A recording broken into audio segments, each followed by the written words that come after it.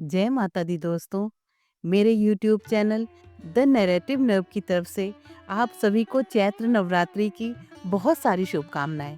दोस्तों, आज के वीडियो में हम जानेंगे कि चैत्र नवरात्रि 2025 की अष्टमी और नवमी कब है, कन्या पूजन कब और कैसे करें, कन्या पूजन में किन चीज़ों का भोग लगाया जाता है और कन्या पूजन का धार्मिक महत्व क्या है। तो दोस्तों, वीडियो में अंत तक बने रहें ताकि कोई भी जानकारी आपसे मिस ना हो जाए। तो चलिए वीडियो शुरू करते हैं। दोस्तों, चैत्र नवरात्रि 30 मार्च 2025 को शुरू हो चुके हैं। नवरात्रि के 9 दिन माँ दुर्गा के 9 स्वरूपों की पूजा का विधान है, लेकिन इस बार पंचमी तिथि का क्षय होने के कारण नवरात्रि 8 दिन के हैं। नवरात्रि 9 की बजाय 8 दिनों के होने के कारण लोगों के बीच असमंजस की स्थिति है। आइए जानें कि चैत्र नवरात्रि की अष्टमी व नवमी कब है। पंचांग के अनुसार चैत्र मास के शुक्ल पक्ष की अष्टमी तिथि 4 अप्रैल 2025 को रात 8:12 पर प्रारंभ होगी और 5 अप्रैल 2025 को रात 7:26 पर अष्टमी तिथि का समापन होगा। उदया तिथि में अष्टमी 5 अप्रैल 2025 शनिवार को मनाई जाएगी। पंचांग के अनुसार नवमी तिथि 5 अप्रैल 2025 को रात 7:26 पर प्रारंभ होगी। 6 अप्रैल 2025 को रात 7:22 पर समापन होगा। रामनवमी 6 अप्रैल 2025 रविवार को मनाई जाएगी। साथ ही 7 अप्रैल को नवरात्रि का पारण किया जाएगा। इस दौरान माँ दुर्गा के अलग अलग स्वरूपों की पूजा की जाएगी। इसके बाद नवरात्रि का आखिरी दौर आते ही अष्टमी और नवमी तिथि पर कन्या पूजन करने की परंपरा होती है। हिंदू धर्म में कन्या पूजन करना बेहद शुभ माना जाता है, क्योंकि कन्याओं को देवी का स्वरूप माना जाता है। मान्यता है कि इस दिन कन्याओं को भोजन कराने और सम्मान देने से माँ दुर्गा की विशेष कृपा मिलती है और घर परिवार में सुख शांति बनी रहती है। लेकिन क्या आप जानते हैं कि इस बार कन्या पूजन किस दिन किया जाएगा? आइए जानते हैं कन्या पूजन की सही तिथि, पूजा विधि और महत्व के बारे में। हिंदू पंचांग के अनुसार अष्टमी तिथि 5 अप्रैल को है और नवमी 6 अप्रैल को पड़ेगी। इन दोनों ही दिनों में कन्या पूजन किया जा सकता है। कुछ लोग अष्टमी तिथि पर कन्या पूजन करते हैं, तो वहीं कुछ भक्त नवमी तिथि पर।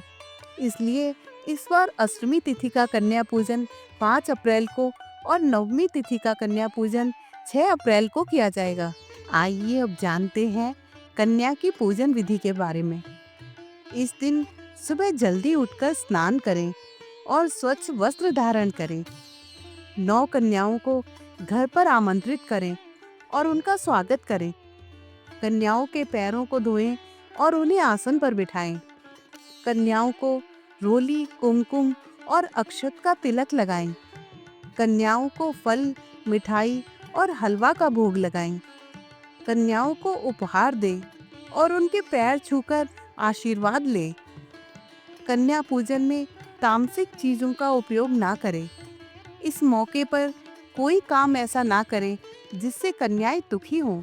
जानते हैं कि कन्या पूजन में कन्याओं को किन चीजों का भोग लगाया जाता है। कन्या पूजन में कन्याओं को हलवा, पूरी, चना, नारियल और फल आदि का भोग लगाया जाता है। कन्या पूजन की ये परंपरा सदियों से चली आ रही है, लेकिन इसकी शुरुआत कैसे हुई और कन्या पूजन का महत्व क्या है, इसके बारे में आइए विस्तार से जानते हैं। पौराणिक शास्त्रों के अनुसार इंद्रदेव ने ब्रह्मा जी के कहने पर कन्या पूजन किया था। दरअसल इंद्रदेव देवी माँ को प्रसन्न करना चाहते थे।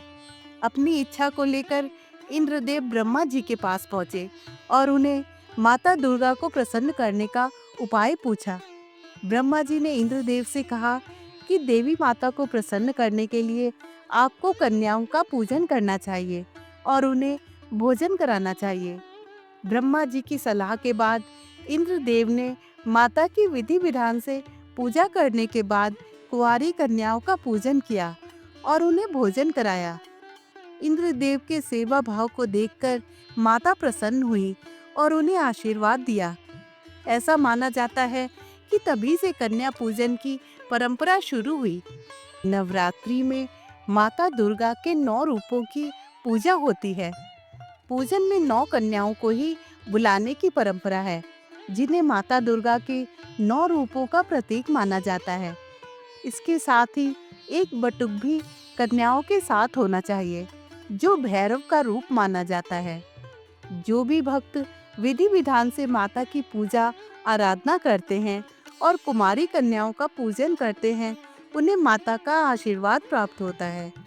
कन्या पूजन करने से माता की कृपा आप पर बनी रहती है और घर परिवार में सुख समृद्धि रहती है। ऐसा करना आपके धार्मिक और आध्यात्मिक ज्ञान को भी बढ़ाता है। आइए अब जानते हैं कि कन्या पूजन के दौरान किन बातों का आपको ध्यान रखना चाहिए। कन्या पूजन के दौरान आपको 10 साल से अधिक की कन्याओं को नहीं बुलाना चाहिए।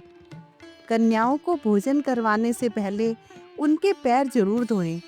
इसके बाद उन्हें स्वच्छ स्थान पर बिठाएं।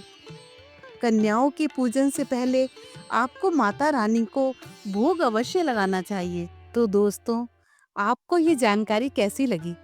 प्लीज़ कमेंट करके ज़रूर बताएं। और अगर वीडियो पसंद आई हो तो इसे ज़्यादा से ज़्यादा लाइक और शेयर करें।